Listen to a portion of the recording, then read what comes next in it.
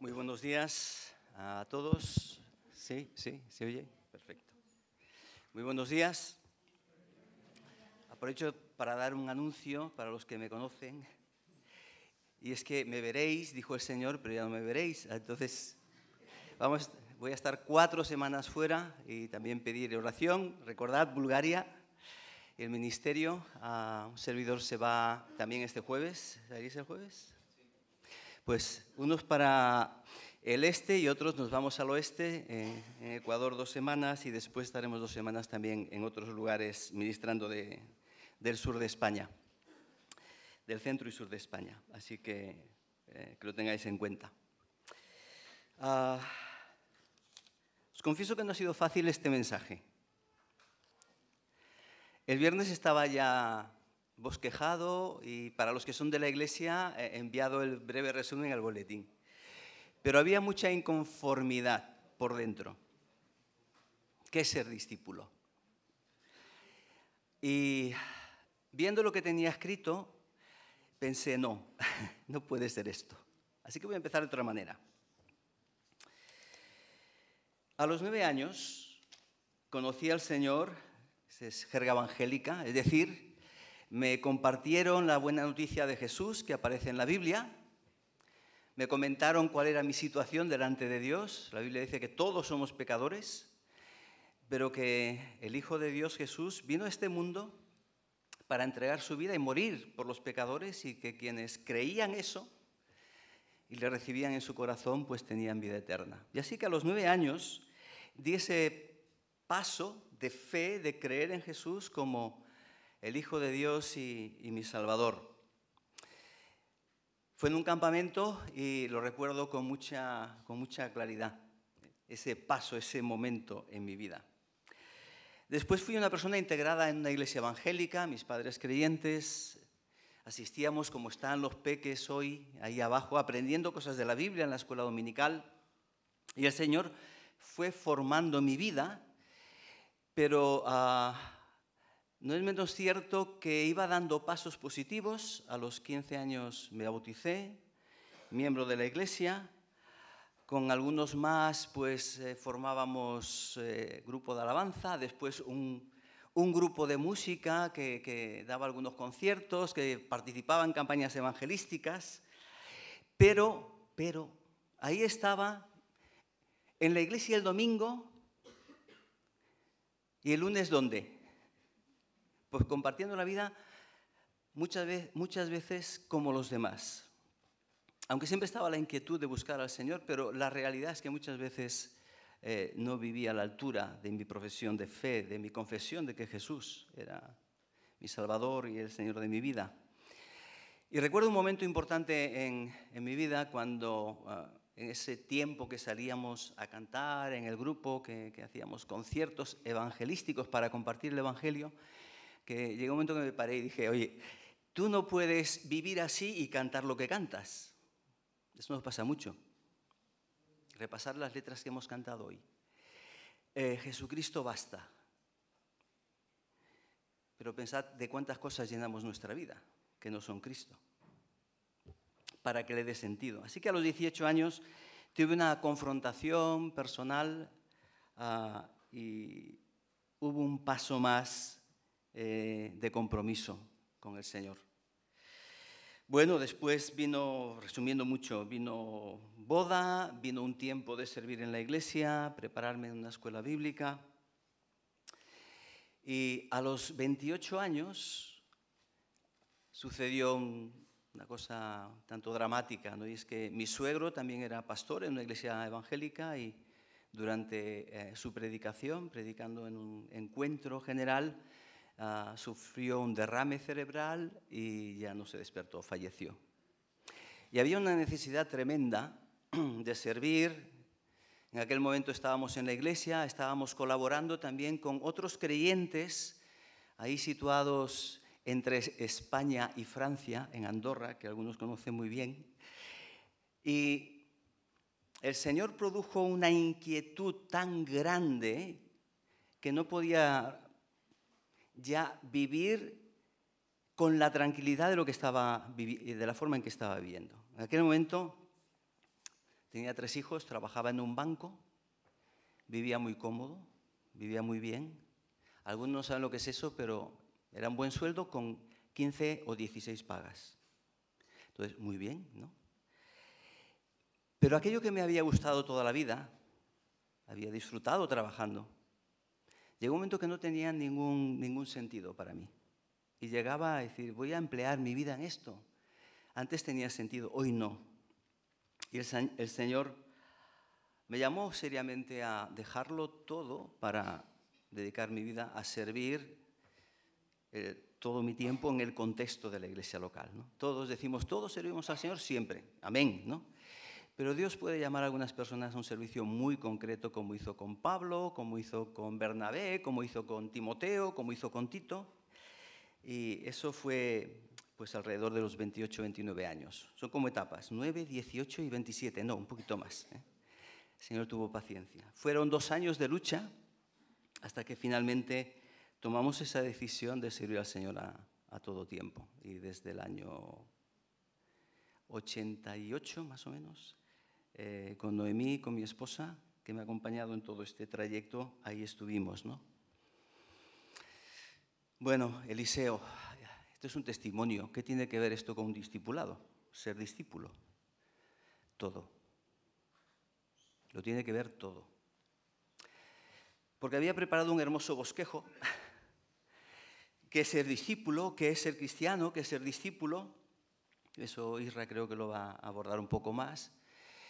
Pero resumiendo, en los evangelios aparece la palabra discípulo. Y en las cartas del Nuevo Testamento no. En las cartas aparece en algunas ocasiones, en Hechos, perdón, aparece cristiano, ¿no? En los evangelios no aparece la palabra cristiano. Entonces, ¿son 2 cosas diferentes? Bueno, yo os anticipo. No, es el mismo llamado, ¿verdad?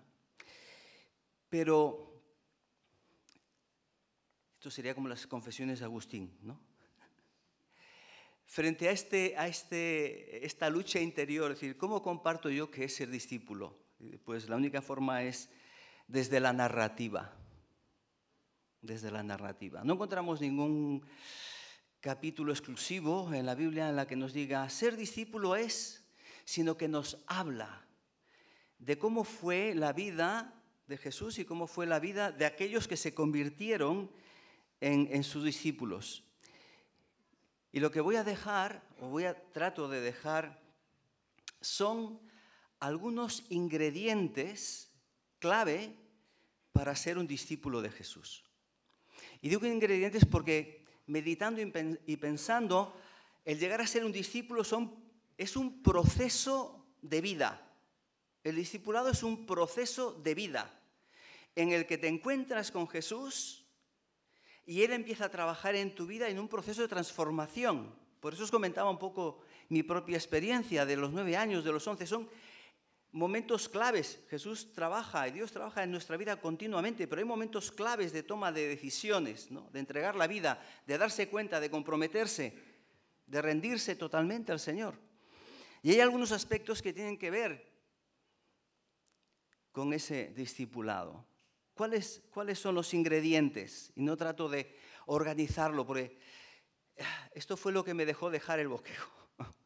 A veces podemos hablar de discipulado y podemos salir de aquí con una definición de discipulado, con unos pasos importantes sobre el discipulado, eso es lo que tenía, ¿verdad? Con los requisitos del discipulado y todo aquí, y todo aquí. Y yo decía, no, el discipulado no es eso. El discipulado cristiano es Cristo.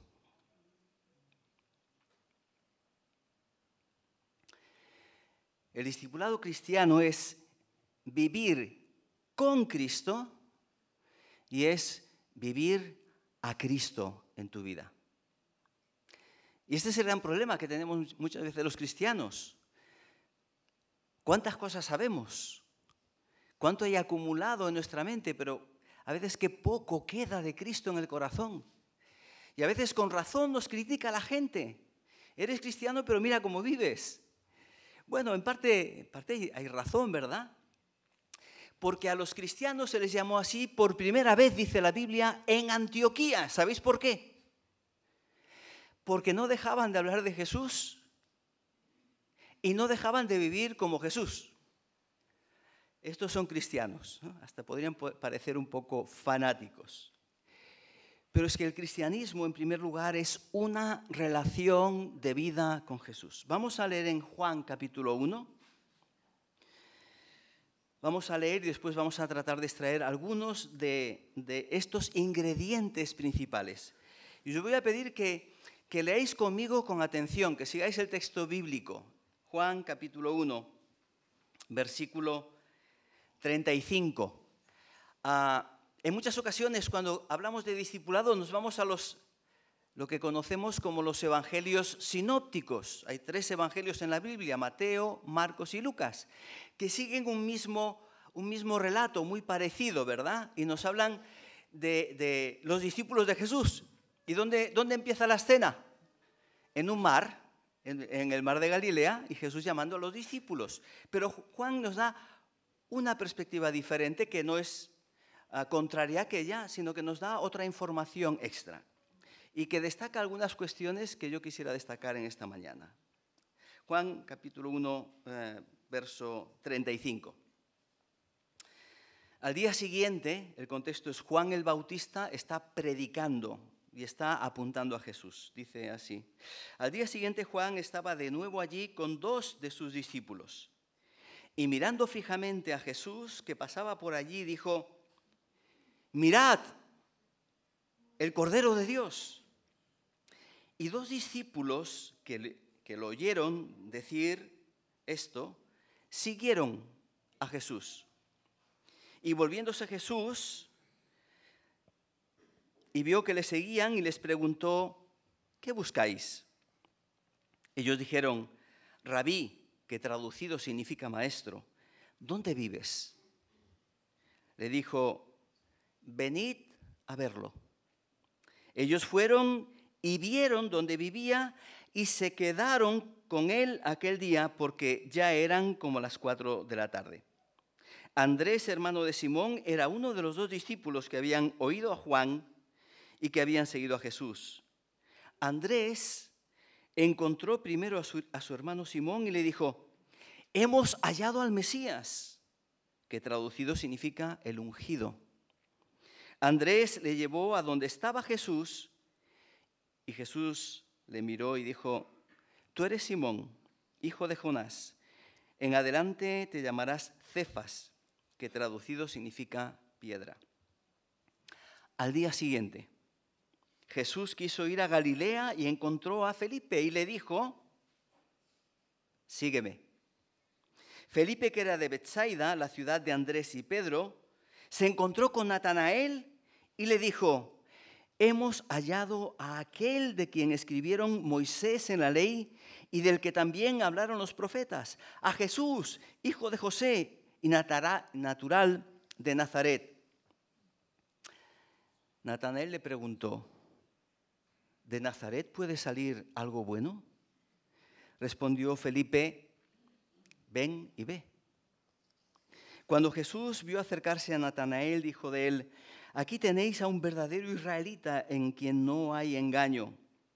Le dijo Natanael: ¿de dónde me conoces? Jesús le respondió: te vi antes de que Felipe te llamara, cuando estabas debajo de la higuera. Natanael exclamó: Rabí, tú eres el Hijo de Dios, tú eres el Rey de Israel. Le respondió Jesús: ¿crees porque te dije que te vi debajo de la higuera? Cosas mayores que estas verás. Y agregó: os aseguro que de aquí en adelante veréis el cielo abierto y a los ángeles de Dios subiendo y bajando sobre el Hijo del Hombre. Nos damos cuenta de que cuando está hablando de discípulos aquí, de personas que siguen a Jesús, no nos da una definición, nos da una descripción. Y yo lo que quisiera hacer en esta mañana, ¿verdad? ¿Qué pasos destacaríamos? ¿Qué ingredientes aparecen como imprescindibles? Una y otra vez nos damos cuenta de que aquellos que se convirtieron en discípulos de Jesús, y aparecen los nombres, que algunos de ellos los conocemos bien, ¿verdad? El elemento común es que todos empezaron a establecer una relación personal con Cristo, una relación directa. Hoy cuando hablamos de maestro, es alguien que, bueno, para los que están estudiando, ves algunas horas entre semana y luego te olvidas de él, ¿no? O de ella. Y a veces algunos piensan, mejor me olvido del maestro o de la maestra, ¿no? Pero en los tiempos de Jesús, el maestro vivía y convivía con los discípulos. Aprendían de sus enseñanzas, pero aprendían también de su estilo de vida, de cómo vivía. Muchas de las enseñanzas de Jesús no se dan en un aula, se dan en la calle, se dan en el camino, se dan cuando se enfrentan con circunstancias que Jesús aprovecha para enseñar principios del reino de Dios y de los valores de Jesús como hijo de Dios. Él está predicando, vienen los niños, interrumpen, los discípulos, que los niños se callen. ¿Qué dice Jesús? Dejad los niños, venid a mí, porque de los tales es el reino de los cielos. Y está rompiendo muchos esquemas. Cuando hablamos de discipulado, estamos dando un paso más allá de lo que era la práctica común en los tiempos del Nuevo Testamento. Había muchos rabinos. Y Jesús reconoce que este título es un título apropiado para él. Me llamáis maestro y bien decís porque lo soy. Pero Jesús es mucho más que un maestro. El discipulado no cabe en un esquema. Punto primero, punto segundo, punto tercero, porque es un proceso de vida. Y Dios a veces empieza un trabajo de discipulado en una persona, en un contexto religioso, haciéndole un llamado a entender de verdad lo que la Biblia dice acerca de él y que es el reino de Dios. Como un Nicodemo, a veces el discipulado empieza sencillamente en medio de una necesidad o una circunstancia personal. Una mujer en Samaria que va a buscar agua al mediodía, cuando hay menos gente. ¿Pero qué tienen en común todos? El encuentro con Jesús. Tú no puedes ser discípulo de Jesús sin un encuentro con Jesús. Y puedes llevar un montón de años en la iglesia. Y puedes conocer mucha Biblia. Los que más sabían de Biblia en la época del Nuevo Testamento eran fariseos, escribas, saduceos, entre otros. ¿Sabéis lo que les dijo Jesús? Que estaban lejos del reino de Dios. Que los pecadores estaban más cerca del reino de Dios que ellos. Y esto es una seria advertencia para no malentender lo que es el discipulado. El discipulado sin duda conlleva prácticas espirituales, la lectura de la Biblia, la oración, la comunión con los hermanos.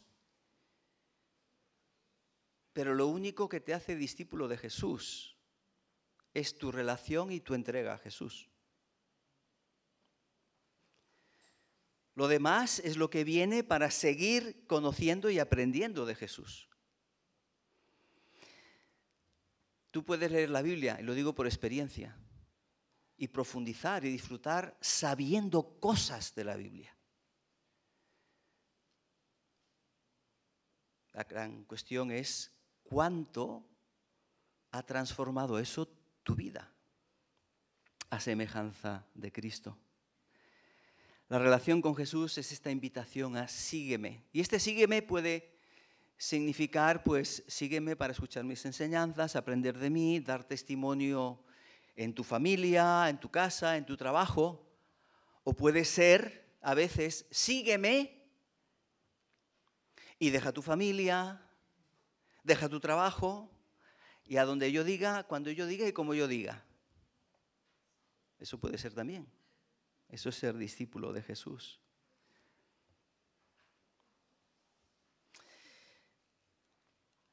La vida con Jesús creó tal impronta en el corazón de los discípulos que nosotros hoy podemos saber bien quién es Jesús porque ellos nos dejaron escrito lo que Jesús grabó en su mente y en su corazón. ¿Y dónde lo tenemos? En los evangelios. Son el testimonio vivo, guardado por el Espíritu Santo, de la impresión tremenda que causó Jesús en el corazón de los discípulos. Porque ser discípulo es descubrir quién es Jesús. Y esto también sigue siendo un proceso de por vida. Sígueme, y le siguieron. Y Jesús dice, ¿qué buscáis? ¿Qué te interesa? ¿Qué quieres saber? La respuesta fue, ¿dónde vives? ¿Os dais cuenta? Lo que buscamos te buscamos a ti. Queremos saber de ti. Porque alguien ha dicho que tú eres el Cordero de Dios. Por lo tanto, mi interés está en ti. Venid y ved. Ojalá pudiésemos decir eso cada uno de nosotros a quienes se cuestionan la fe cristiana. Es que no sé, no creo. Ven y ve la experiencia de la fe, ¿no? Desde nuestra propia experiencia también. Fijaos que aquí hay un proceso de descubrimiento de Jesús. Se habla de Jesús como el Cordero de Dios. Muy interesante, ¿no? Cómo van traduciendo también las palabras para que los que no las entendían las pudiesen entender. Se le llama también como el Mesías o el ungido. ¿Qué significaba esto? Tú eres aquel de quien todo el Antiguo Testamento está hablando y está apuntando. Aquel que tenía que venir para librarnos de nuestros enemigos. Y los judíos pensaban, de los romanos. Y Jesús dice, no. Hay dos enemigos mucho peores que los romanos. El pecado y la muerte. Y Jesús vence el pecado y vence la muerte para dar libertad a aquellos que se acercan a Él como discípulos. Y este es un proceso de descubrimiento. A medida que leemos el texto, pues encontramos Cordero, apunta al Antiguo Testamento, el ungido, pero seguimos leyendo y entre otras cosas aparece al final la confesión de un tal Natanael que dice, Rabí, maestro, ¿tú eres quién? El Hijo de Dios. Tú eres el Rey de Israel. Solo la cercanía con Jesús a veces bastaba para entender que había mucho más que un hombre.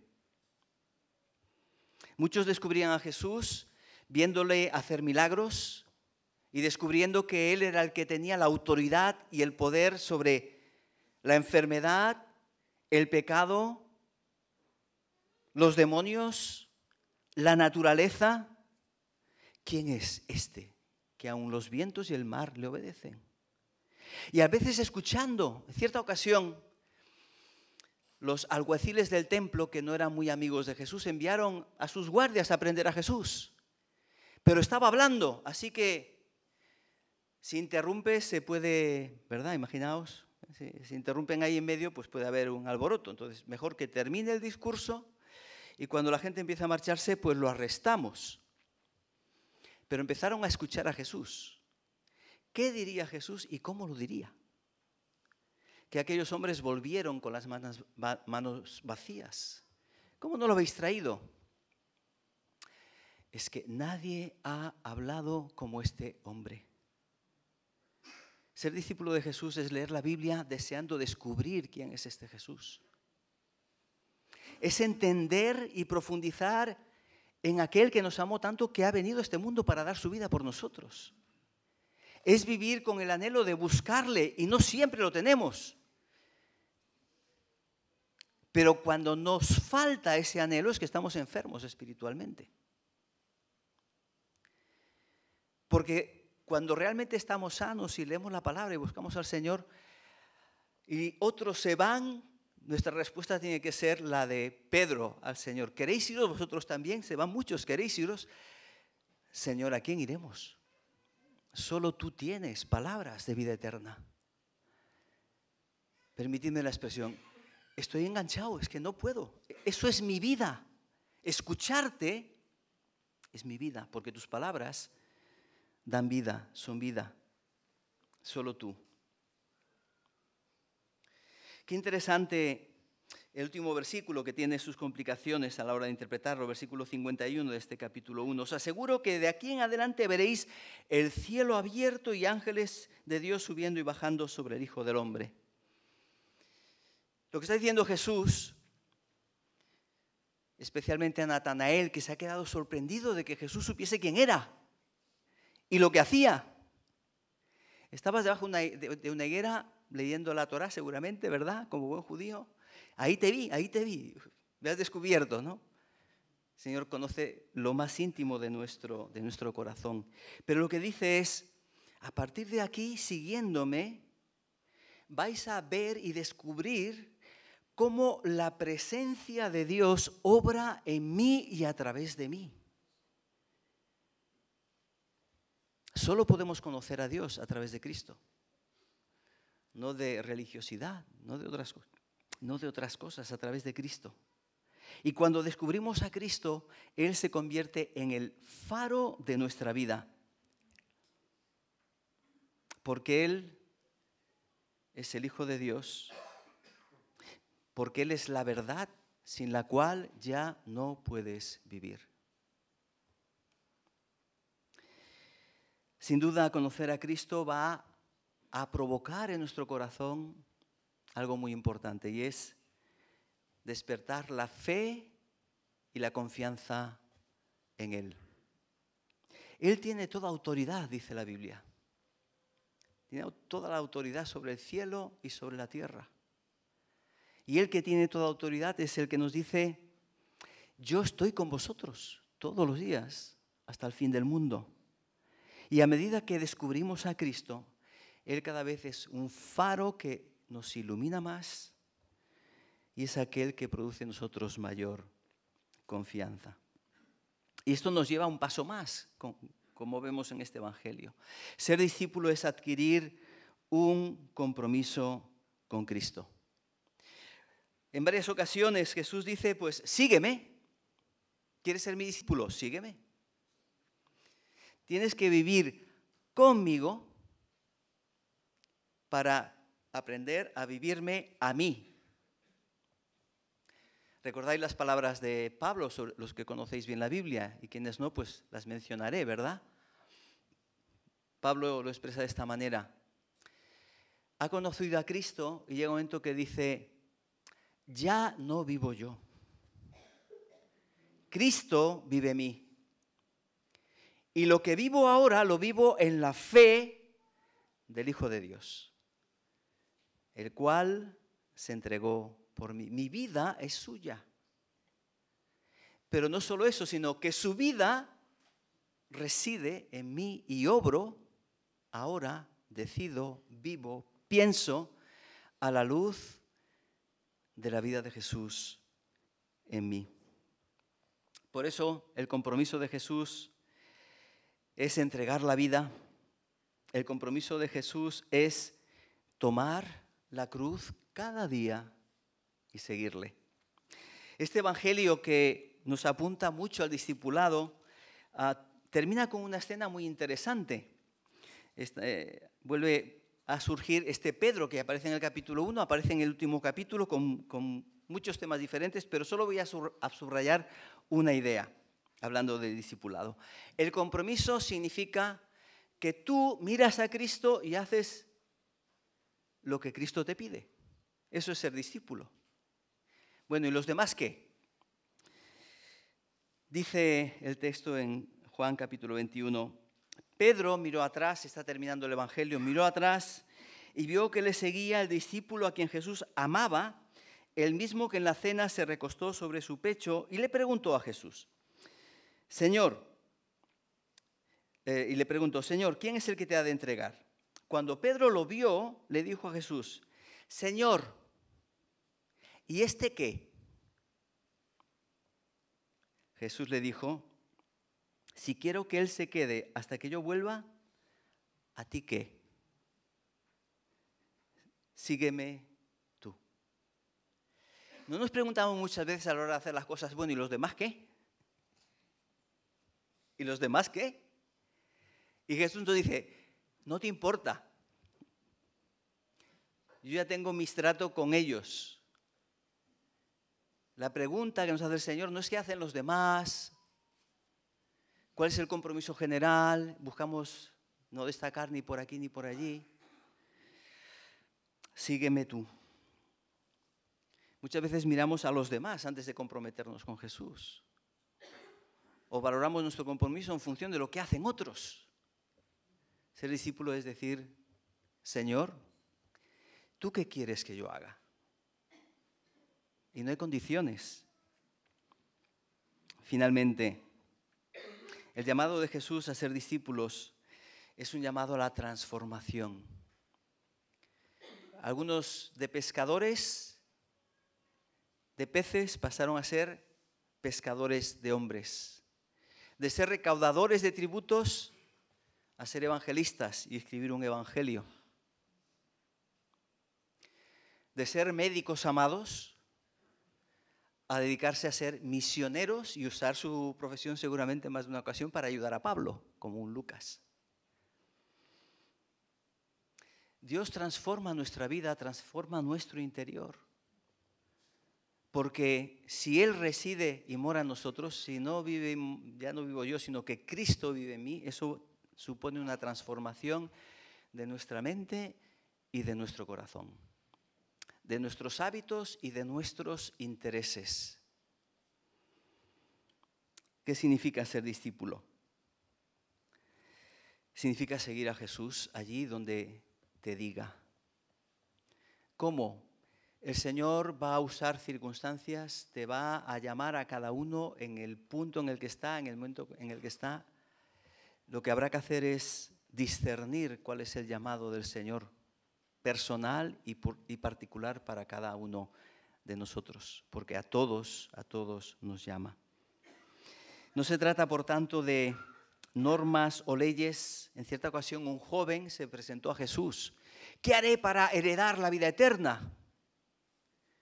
Bueno, si se trata de lo que vas a hacer, pues mira, tienes ahí todos los mandamientos, ¿verdad? Los mandamientos sabes. Señor, todo esto lo he guardado desde mi juventud, dice el joven. Y era un joven rico y Jesús le dijo, bien, el primer mandamiento es amar a Dios ¿sobre qué? Sobre todas las cosas. Bien. Anda, vende todo lo que tienes, dáselo a los pobres y, discipulado, ven y sígueme. Decíamos Jesucristo basta en una canción, ¿verdad?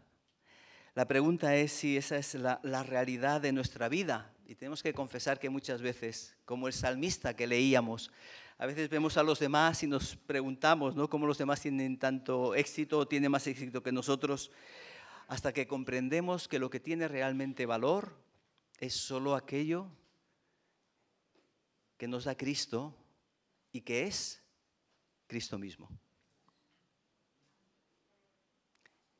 Todo lo tengo por basura, dice Pablo, a fin de ganar a Cristo. Eso es ser discípulo. ¿Y cómo avanzamos? Eso ya lo veremos en las demás sesiones. Pero quisiera invitaros a eso, a plantearos en vuestra narrativa, en vuestra historia. ¿Qué lugar ocupa Cristo como el Maestro, como el Señor, como el Salvador? ¿Hasta qué punto le estamos siguiendo? Y todos luchamos por seguirlo bien. Todos luchamos por seguirlo bien. Pero el llamado del Señor sigue siendo este. Si te has parado, levántate y síguele. Si le estás siguiendo, busca acercarte más a sus pasos, ¿verdad? Y si nunca te lo has planteado, hoy es tiempo de salvación, hoy es tiempo de que escuches el llamado del Señor, porque solo Él tiene palabras de vida eterna, solo Él puede salvar. Y te dice, deja las demás cosas, ven, sígueme. Que el Señor os bendiga.